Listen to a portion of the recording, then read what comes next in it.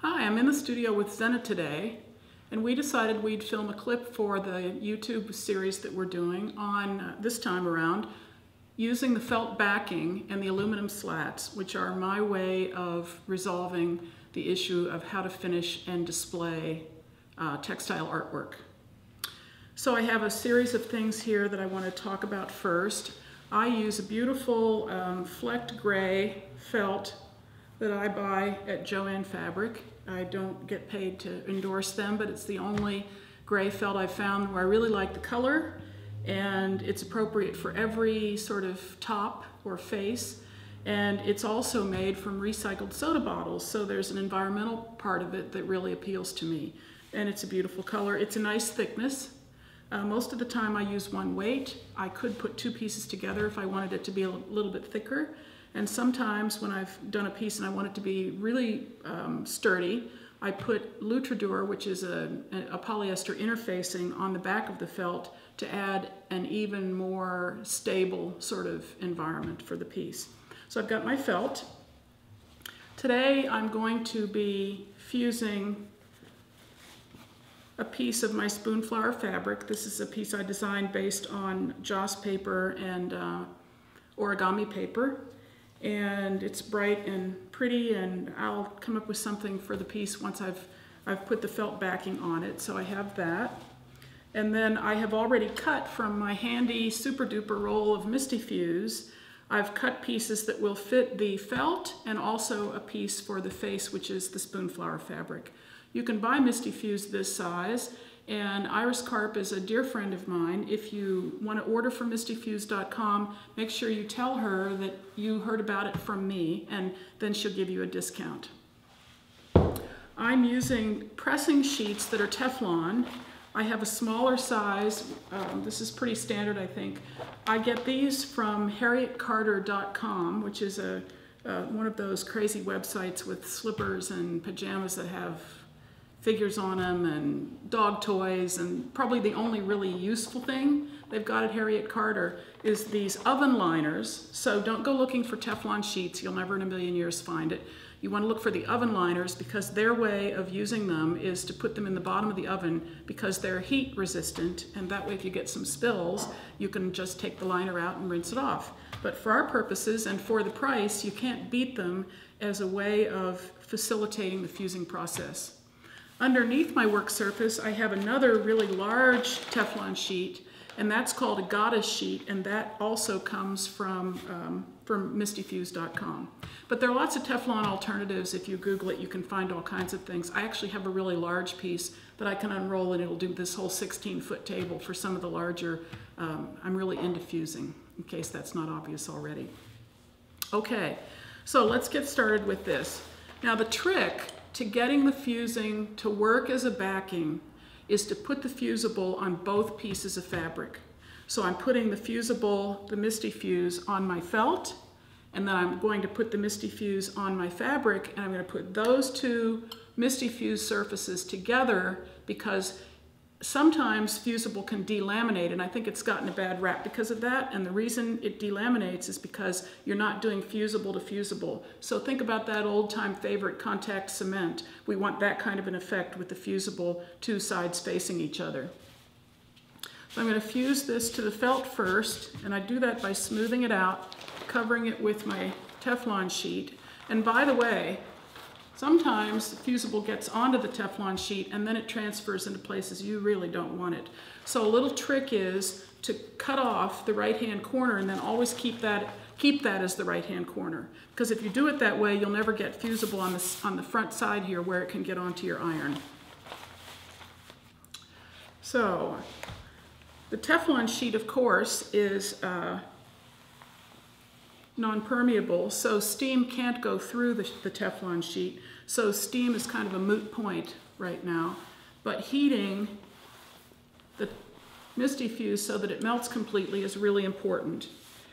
It's very useful to have the Teflon sheet underneath and also on top because that maximizes the potential for the heating. Here comes Ginger, just off camera. I guess he won't get to make his debut today. So I want to wait for this to cool. And then I'll move the Teflon sheet to the other side.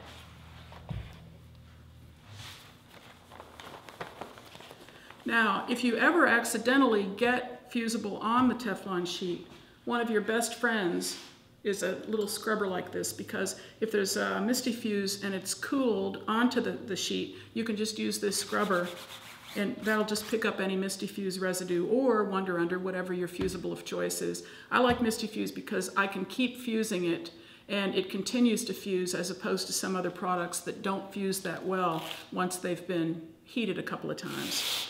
So I peel off the Teflon sheet and put it over here on the other side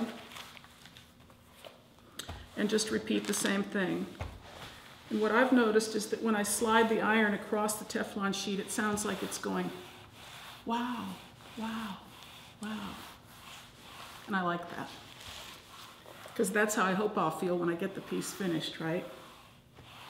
Now, one of the impulses for filming this clip is you can buy on Interweave, you can spend $5 and get a slightly longer and certainly prettier surrounding studio for a very similar demonstration. But this came up because recently in our Creative Strength Collective group, we had a discussion about how to finish pieces and whether, specifically quilts, and whether to bind the edge or not.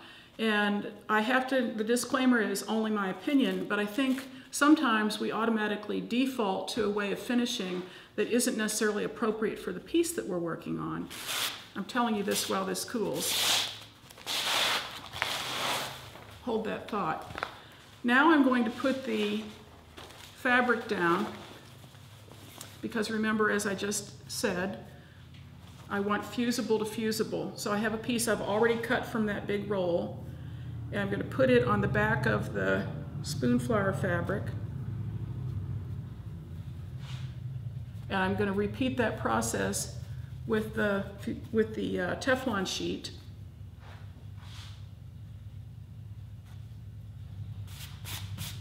Get that nice and smooth. Right corner. So the question is whether to bind or not to bind. I think when a piece is a functional piece and it's intended to be used as a bed quilt, or it's intended to be used as a baby quilt, or because it's a traditional pattern, then the decision of how to finish it is driven by those features. So if it's a traditional quilt, then it probably deserves a traditional sort of a binding or finish. But if you have a piece that's going on the wall, you really have to sit back and think about it. Because if you have a piece that's a fairly abstract contemporary piece and then you put a frame, a wide border around it, you may be containing energy in a way that doesn't really serve the point of the piece that you made. And if you do the kind of really cool abstract work that I've seen a lot of people doing lately, where you're using photographs or you're using paper or you're collaging onto the surface, then a binding may actually be completely inappropriate for the piece that you're doing. And in a case like that, this felt system comes in handy, because you can literally put the two pieces together and then clean cut the edge. And if it's going to be intended for the wall, that's an appropriate finish. But the beauty of using the felt is that if a binding or facing, which is sometimes in order, maybe I don't want the raw edge of the felt, I want some kind of a finish, but I don't really necessarily need a classic binding that shows. In that case, a facing may be the best way to go, and the felt is thin enough that it can work with a facing. So I've done pieces that went both ways. The series I'm working on right now, Quilt Not Quilt, is a bunch of pieces that are very loose interpretations of quilts, although they're made from vintage quilt pieces. And it would be pretty inappropriate to put any kind of a binding on those, and they've got spackling on them, so this kind of a system works great for that. But on the other hand, the pieces that I did last year for a show at the Visions Museum were much more, they weren't traditional pieces, but they were formal. a design standpoint. Because they were formal from a design standpoint, it made sense to face those and turn those edges under. And from a practical standpoint, since those pieces were made by collaging lots of different needlework pieces together, the binding or the facing that went all the way to the back was a way of hiding some of the raw edges and pulling everything together in a way that fit with the nature of the work. And I guess what I'm saying is it's not all one size fits all, is it? Which is a great thing about being really engaged and intentional about your artwork, is that you think these things through and you don't have one system that you use throughout unless your work never changes. And then if that's true, I could either envy you or want to get you into the studio and get you to play with me. Okay, so I've got my fusible on my fabric. So now I get out the felt again. And this is a pretty important part. If you've never used this system before, start with a small piece so you can get the hang of it. Because getting these two surfaces to play nicely with each other so that they're nice and smooth, so that you don't accidentally iron wrinkles into them, is pretty easy when you're working on the size that I'm working on right now, but it can really be challenging if you're working on a large piece, even a piece as big as this basic print board or Teflon sheet. The bigger the piece is, the harder it is to get the two pieces aligned the first time around without any wrinkles, make sure all the edges are kind of smooth. If you're working on a big piece, what I found is helpful is to lay one edge down, probably the edge right in front of you, get that nice and secure, and then have the rest of it kind of rolled up and unroll it. And as you unroll it onto the fabric, then use your hands to smooth it the way I'm smoothing right now. Okay, now you're ready to begin doing the actual fusing, and there's a trick to this too. Start in the middle and work toward the edges. So think of this as a large sort of circle in the middle of the piece, and now you can give it some steam. But when you're working toward the edge, lead with your hand. Lead with your hand in every direction so you can smooth out any wrinkles that might inadvertently happen there, because the fabric's getting warm now and it could stretch a little bit. So you want to work from the center out to the edges, but you don't want to go all the way to the edges quite yet, because sometimes you have a little edge of Misty Fuse or fusible that's exposed, and you don't want the iron to run up against that. So I'm ironing out to the sides.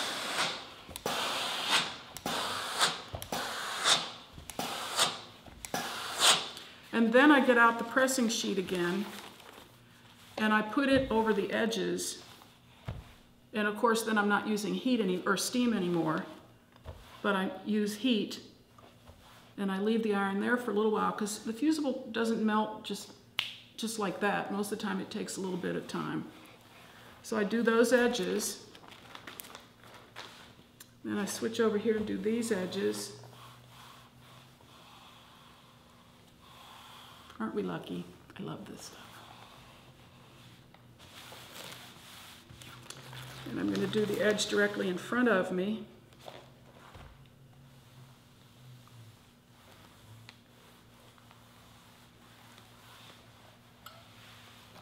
And I'll finish off by doing this edge that's on the right.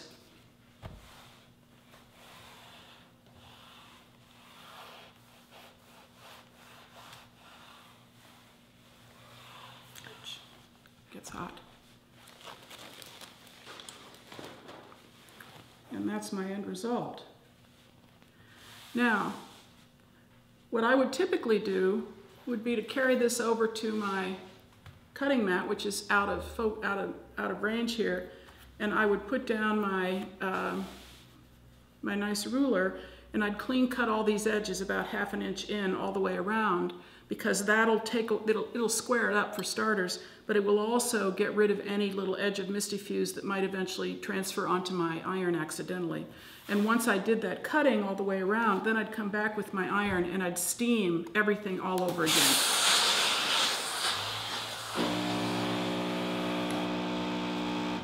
So I'm not going all the way out to the edges there, but that's an example of what I would do to make sure both those layers of Misty Fuse melt perfectly and bond together. Now once I have this finished, as I say, I'd clean cut the edges. If I wanted to face at that point, I could. If I faced, it would be very easy to fold this felt edge back, so you don't have to cut the fabric bigger than the felt. You don't really, that's never been a concern for me, never a problem. So that's just driven by how you choose to do your own facings. The last tip that I want to share is these aluminum rods or slats. So this was originally just regular aluminum color. You can get these, sometimes you have a sheet metal place where you can buy them. I buy them at either Lowe's or Home Depot. The big box stores like that all carry them. This is a very lightweight aluminum. They sell the iron kind, but you don't want those.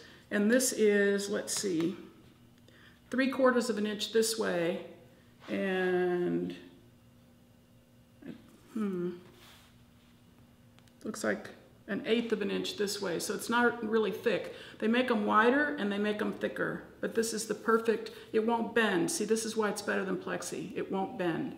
I spray paint them because I want them to blend into the back of the piece, and since I always use that gray felt, I just spray paint everything with black paint. And then I buy Velcro, which is just the hook, not the loop. And you can buy the hook Velcro on a spool. You can buy shorter pieces of it, but if you were going to do very much of this, you'd want to go online. I think 3M is the company that sells the black Velcro with the sticky back already on it, and it's sticky. You can't get it off.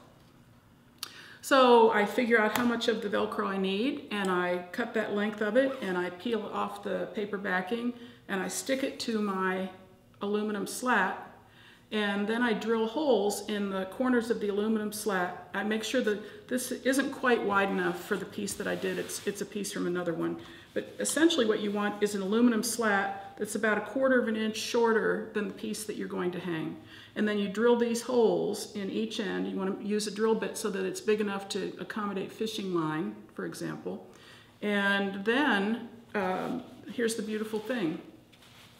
I don't need to put the soft side or the loop side of the Velcro on the piece because the hook side sticks right to the felt and holds big pieces to the wall. So depending on where I'm planning to install this, I can either drill or screw this rod right into the wall, or I can put fishing line through it and hang it so that then it just hangs out away from the wall. And if I put a slat at the bottom too, so second slat, one for the bottom,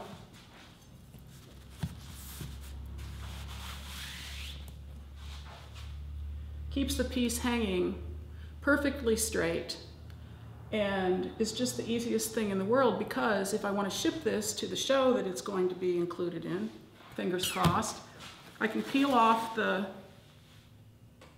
slat. It sticks really well.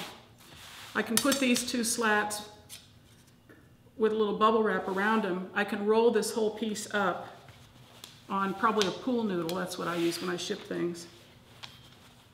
And when the piece gets wherever it's going, I have this very straightforward, easy to assemble means for displaying the piece that I've created and sent. Now here's a tip. Yikes.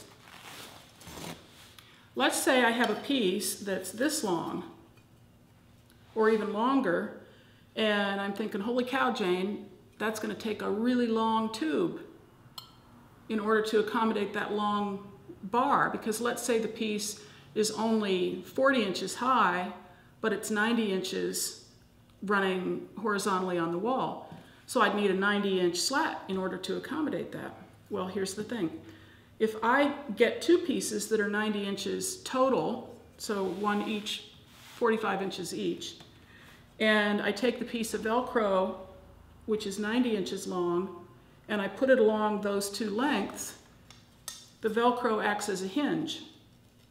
So then I can fold the pieces up, the slats, and ship them in a smaller box, and when the piece gets to the show, they can open up that hinge, screw that to the wall, and we're good to go.